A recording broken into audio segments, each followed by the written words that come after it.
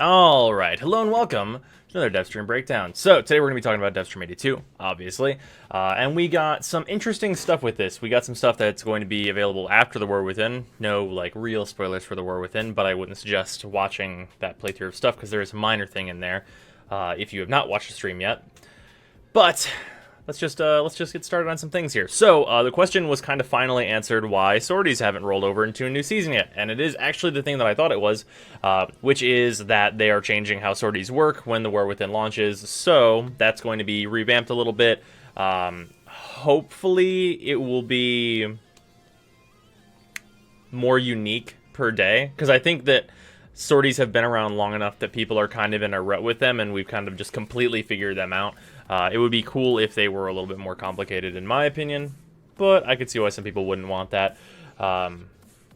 We'll see how it goes. Hopefully it should be good. Hopefully the rewards are better. That would be really nice.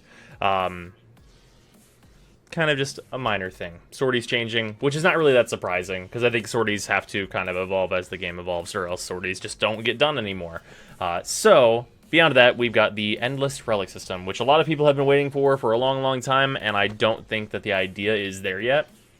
So, basically, at the end of 5 waves, 5 minutes, an interception round, what have you, you will get this screen, which is the Void Relic selection screen, and you can see it has 18 seconds up there. That's bad, because it gives you 20 seconds, and then my screenshot is at 18 seconds. That's not enough time. And there's a lot of problems with this, because first of all, like, this is too much. There's no, okay, so how do I put this? This isn't efficient. This is like really inefficient, and like you being able to see what your squad can do over in here, that's fine and all, but it doesn't matter. Like, you can too easily get scammed, like, super hard doing it this way. Like, you can just be like, yeah, of course I totally have 3 Radiants or whatever. Like, yeah, we'll go to 15, and then that person absolutely does not, under no circumstances. And, like, you can't even, like, even if they have those Radiants, you can't, like, they might not even pick it. Maybe they don't want to risk it on the wave, and they just decide that fuck you.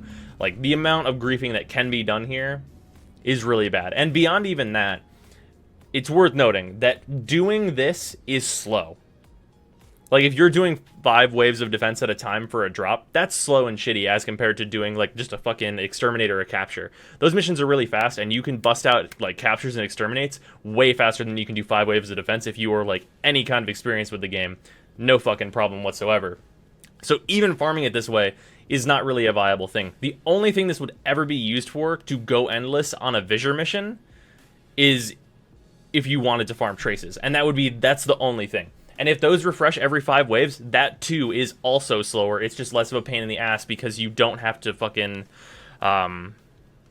like keep restarting the mission, which is the shitty thing, because the time between missions is way too long, and that's the problem with trace farming right now, is that I can't just be like capture, capture, capture, capture, capture, go, go, go, go, go, go, go.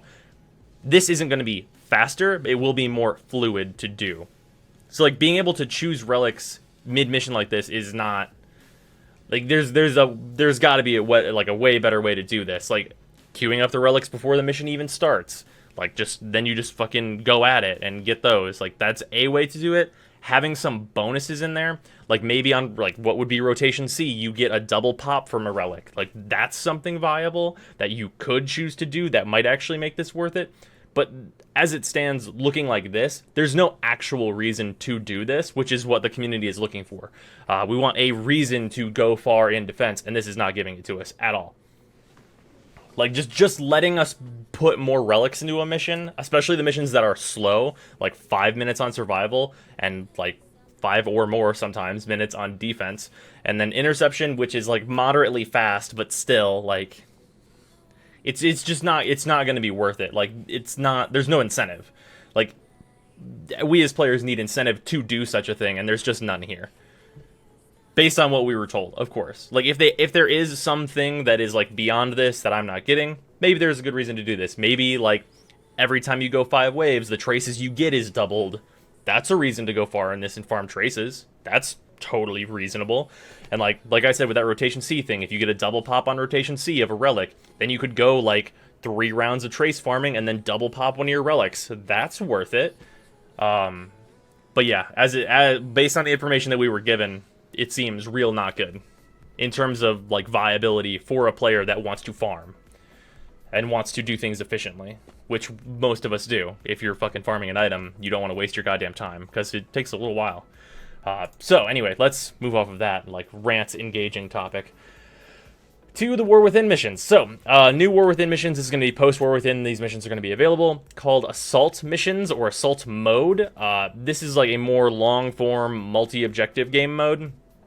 They showed, like, planting a bomb on a door, blowing the door open, getting inside, turning off some cannons, and then, like, going to, like, turn a cannon on the Grineer and stuff like that. Some, like, longer, like, probably at least triple the amount of, like, objectives that you would normally have. And then beyond that, there's going to be side objectives, like the caches and sabotage and stuff like that, that you could also do on these missions, which is interesting, but I don't know how I feel about it just yet.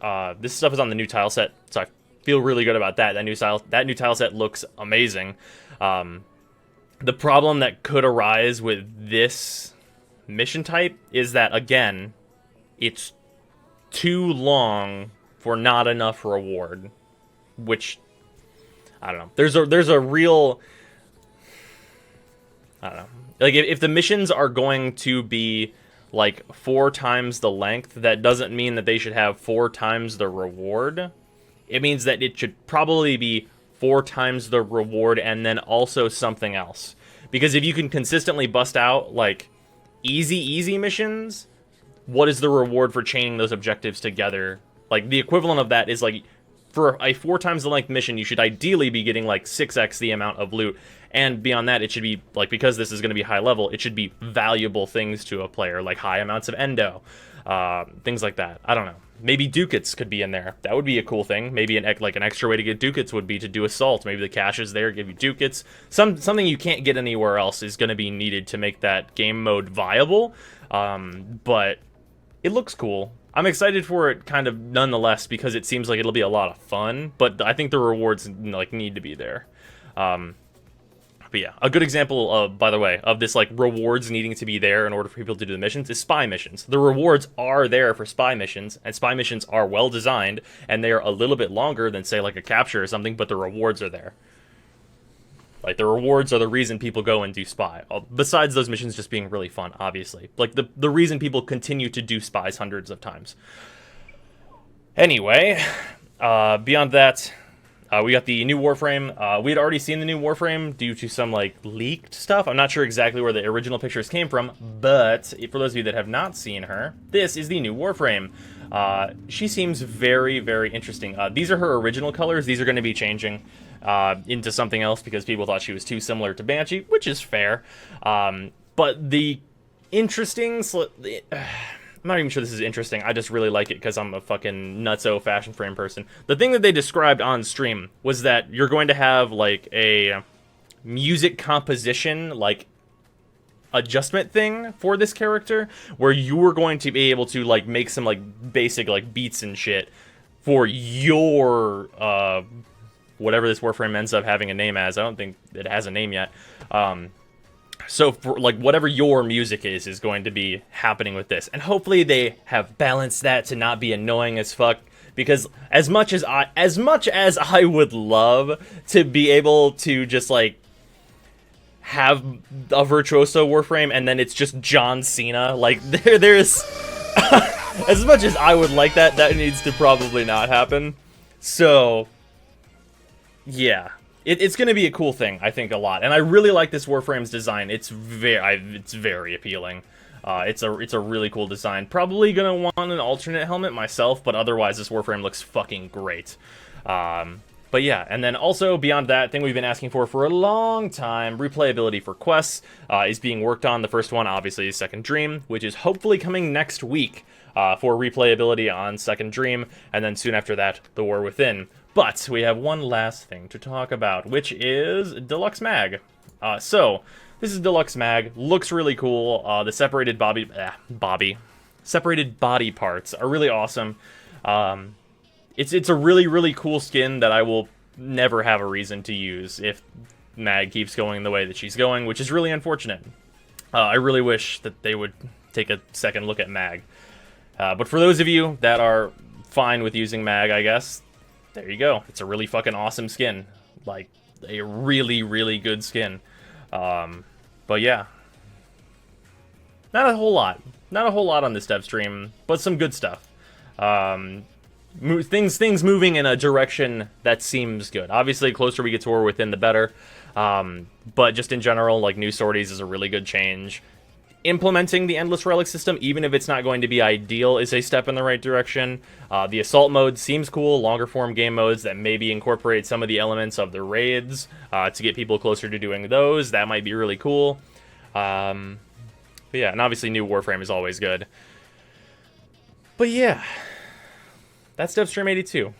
Pretty short this time. Also, for those of you watching this, I'm going to be streaming later on, maybe 1 or 2 hours after this goes up, the stream will be starting, so head over to that, just Brozime on the Twitch, and I'll see you guys either there or tomorrow.